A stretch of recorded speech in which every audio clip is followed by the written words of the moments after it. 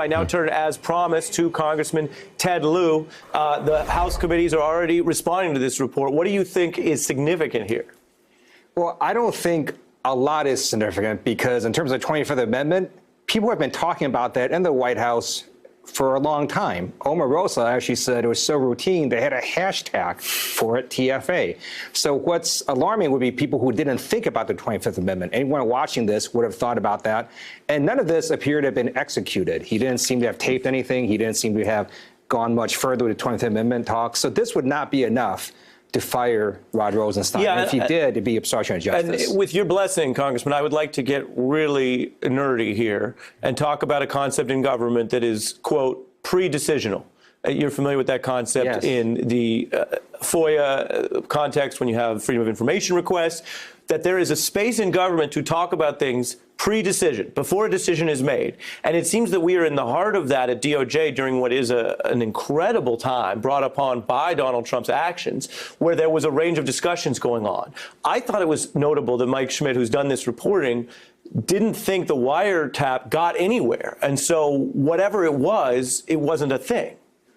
That's a great point. So the reason that the public can't get documents that are pre-decisional under FOIA, these laws of transparency, is because we want people to be able to put out ideas that may not be good ideas or they want to take back or they're just floating it out there. And that's why I don't think this is enough to fire Rod Rosenstein. And if the president did it, it really would be a pretext to try to get a Mueller investigation. It's also really suspicious, the timing of all of this. You just had Paul Manafort flip. You have Michael Cohen, his longtime lawyer, flip, and then all of a sudden we see these sources talking about what Rod Rosenstein did. Well, and that goes to what Michael Schmidt, I think, was defending, and I think viewers can take this all in for themselves and think about it both ways. On the one hand, they may have spent a long time reporting this out, and some of this may have just come together. On the other hand, right, so the Times may feel they've been working the story. Some of it may have just come together because there may be people right now, for a range of reasons, who are going hard at Rod Rosenstein. I mean, it's quite noticeable and quite blatant when this is happening. That's absolutely correct. And even some of the sources, as you had pointed out, were not in the room. So it's hard to know if someone is being sarcastic or not if you're not listening to that statement firsthand. And I think you have other reporting now, one from the Washington Post, that does suggest that maybe Rod Rosenstein was being sarcastic. But at the end of the day, none of these things that he mused about or thought about were actually ever implemented.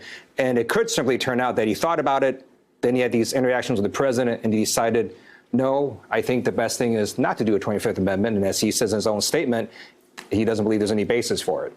Right. Well, it's certainly an unusual story. When and why is what we're exploring. Congressman Ted Lieu, thanks for spending some time with us tonight. Thank you, Ari. Appreciate it. Hey there, I'm Chris Hayes from MSNBC. Thanks for watching MSNBC on YouTube. If you want to keep up to date with the videos we're putting out, you can click subscribe just below me or click over on this list to see lots of other great videos.